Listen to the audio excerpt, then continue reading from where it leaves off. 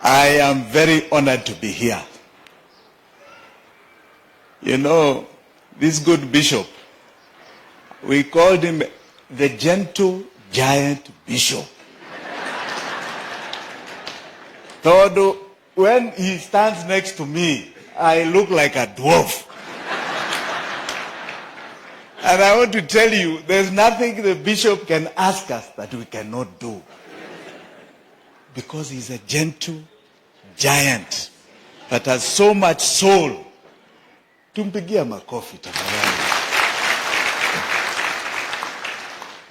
Bishop and the wonderful congregation of Mount Kenya South Diocese, let me tell you, I'm very, very happy to be here.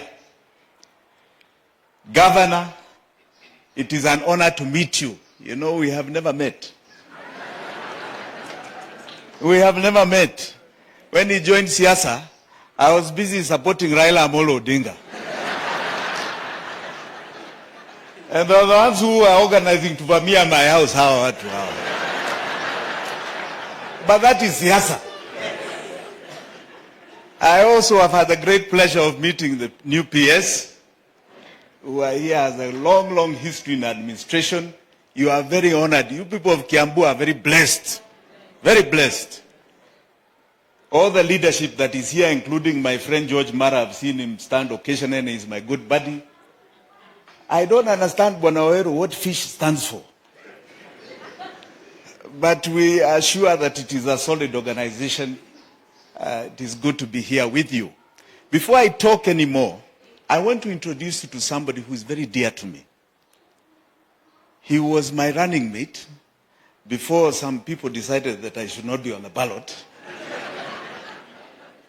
He's called Willis Otieno. That young man is 39 years old. Mujua leadership is there. The youth are now the leaders. Not tomorrow, Leo. Bwana Bishop, I want to tell you, we are very proud of what you're doing here. It takes a lot of courage to bring down a cathedral that has been here beyond your existence. Beyond your existence. And say we are going to bring it up to standard to modern day Kenya.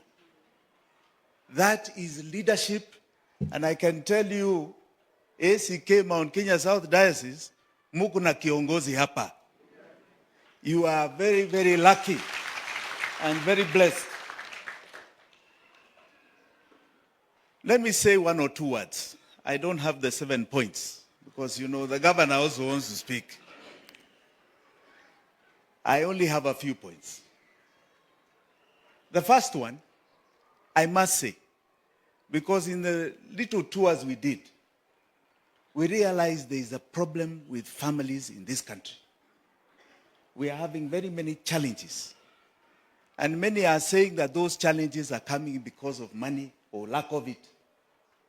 Others, morals. There is a Ghanaian proverb that goes like this. The ruin of a nation begins in the home. In the home. When you see a corrupt nation, that means you have a corrupt home. When you see immorality in the nation, you have immorality in the home. When you see theft, you have theft in the home. When you see homosexuality, yuko shida kwa nyumba. We are Christians. And we must hold our homes dear. That is what our forefathers taught us. That is our culture. Here as Moikoyos and others, correct? The home is everything. Everything. And we must now really start safeguarding the home. People talk about boy child, girl child. People are not talking about homes. The divorce rates are very high. The killings are very high. The decadence and drunkenness, very high. You know, even single mothers are at home. And we are not looking after single mothers, not inculcating them in familyhood. Without that home, we as a nation are destroyed. Today I hear young people, there was a radio broadcast on Friday where young men were saying they cannot get married. Women are too demanding. Ati wanatafuta pesa. And the women are saying the men don't want responsibility. So what are we going to have here? A country without homes, without families, without children. Isn't that the beginning of shaitani? Sio ni shaitani?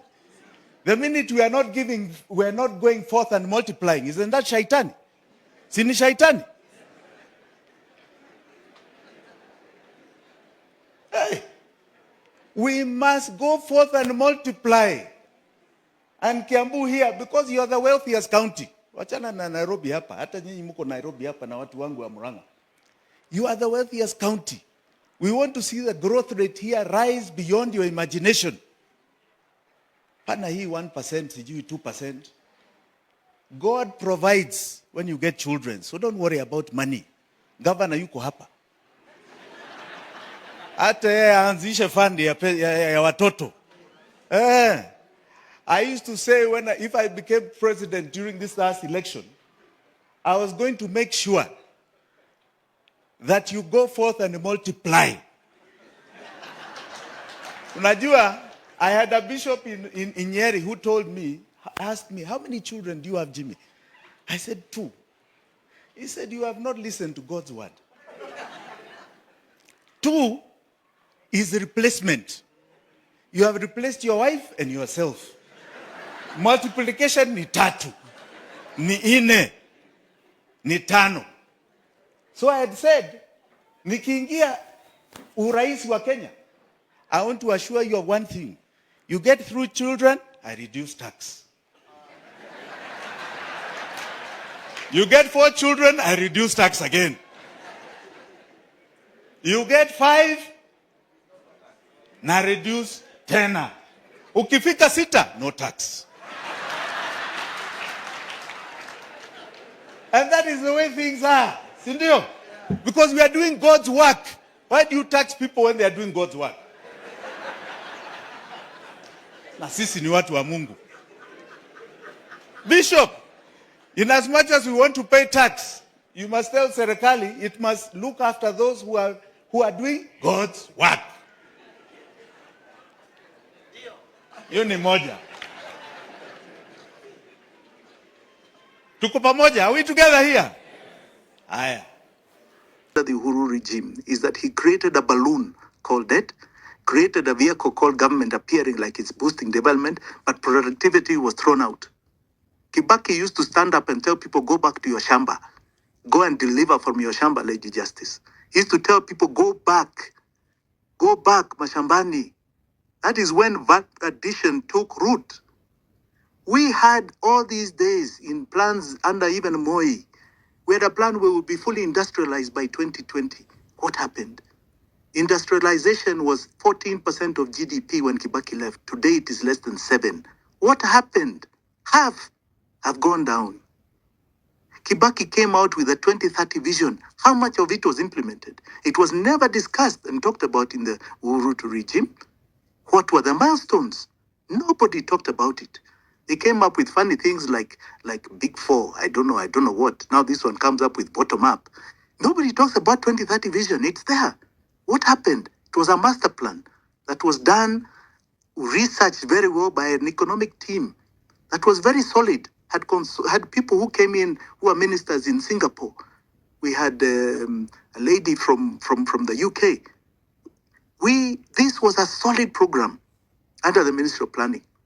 And all that was thrown away because the intention was never to empower Kenyans. The intention was to make sure that we become slaves to a political regime that was bereft of ideas, but wanted to create dynasties and empires and control us. The difference with what we believe in is that we believe that we are too small an economy. Yet, even in this economy, nobody should want for anything. There is more than enough, but we need to cut off this debt. We are a $110 billion economy, GDP, per year. Well, there's no reason why we cannot be at 300 billion. dollar economy in a very short time, but we need to cut off this debt. And what happens with the $300 billion economy is that you have a country that looks similar to Dubai in terms of its infrastructure. You have literally everybody building their own houses, and they're not going to stay in mud houses. They're going to stay in decent accommodation. The dignity of every Kenyan will be there, and it will be self-propelled. And that's what the political elite do not want, because they believe that they lose power. Whereas I believe that we are about true empowerment. We actually want the Kenyan to conquer beyond our borders. We want a concept called our greatness to be seen in our lifetime. In our lifetime. Why is this the continent of the poor? Yet we are 45% of all mineral resources in the world. We are going to have by 2030, 50% of our population young, under 30, able to go out there, the biggest workforce in the world. Why should we go and work for others? Why should we not work for our own companies? Don't we have our own conglomerates that we work and are crisscrossing this continent and beyond? This is what we are talking about. And many people who have gone through previous political regimes over the last 60 years do not want that, because here they have no ideas. They have no contribution. This is what the next election should be about, not about tribe. The question of the election, which William Ruto is trying to push out, we must reject. We must say, no, my friend, come back to the issue of the economy, because here he has failed. Here he has collapsed. Here he has no solution. In fact, all he has is continual pain. He must get out of our lives, and anyone who thinks like him, who is like him, must exit. And we must cut off our slavery, which is this debt monster. We cut it off, we breathe, we have our freedom. I remember when we used to campaign for the second liberation. Mwalimu Kibwana was in the forefront. And they used to say that you remove 2A, we are free. 2A was what embedded one single party in the Constitution of Kenya called KANU. There shall be only one party called KANU, no other party. You remove 2A, we are free. I am saying our 2A today is to cut off the debt. You cut off this chain of debt, and we are economically free. Now, what are the ideas of that emancipation? That's what we should be talking about. That should be the campaign platform on anybody's plate. And that's where we should be going as a country. But I want to assure you, and I say this with all humility and with a lot of confidence, Kenya does not need any debt from anybody. Those numbers that I expressed at the beginning are true numbers. We don't need any money from anywhere. We are capable of financing ourselves to prosperity. That is how strong we are. And anybody telling you that we're a poor nation is just trying to make you think small, be small, think about the small things like food and the problems that you have in your home. They do not want you free enough to question them. This is our true emancipation. And I can tell you, this country, I have so much hope in it, because we are going to get to this subject. We are going to cut off this illegal debt. We are going to cut off this genocide. And I can tell you, the future thereafter will be phenomenal for each and every one of us. It will be truly phenomenal. And I pray for that. God is with us. Kasongo is going. I don't think you need to worry too much about the man. He cannot rig an elections. We have been part and parcel of election cycles. Our reforms are so big. He has nowhere to rig. It will be so obvious to anybody. I don't even think he has the capacity or will get the goodwill. We'll see right through him. I'm so impressed by what Gen Z have done. The polling station of an election of the president is the constituency. Guard every constituency, every polling station. Tweet the results. We are not going to be manipulated by bombers here. This game will be over long before it has begun. This man is done. And he's done and he knows it. He has no recovery. The question for us is thereafter what? Because we must attain our economic freedom. I myself am committed to it. I have dedicated my life to it, to achieve it. I am about lifting. Must remember, I have a business background. A businessman does not thrive in poverty. A businessman thrives when people have got purchasing power, when they have capacity to buy what you are selling. So we want to see an emancipated, an economically emancipated Kenyan with capacity, with dignity and capacity to choose what he or she wants. That is the Kenyan we want. That is the one that grows us.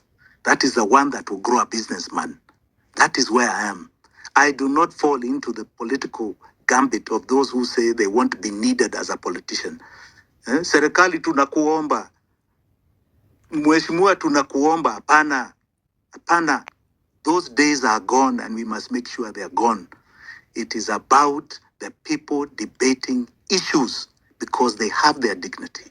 They are not looking for the most basic things of life. Their dignity is intact. We want to see a country where they flourish.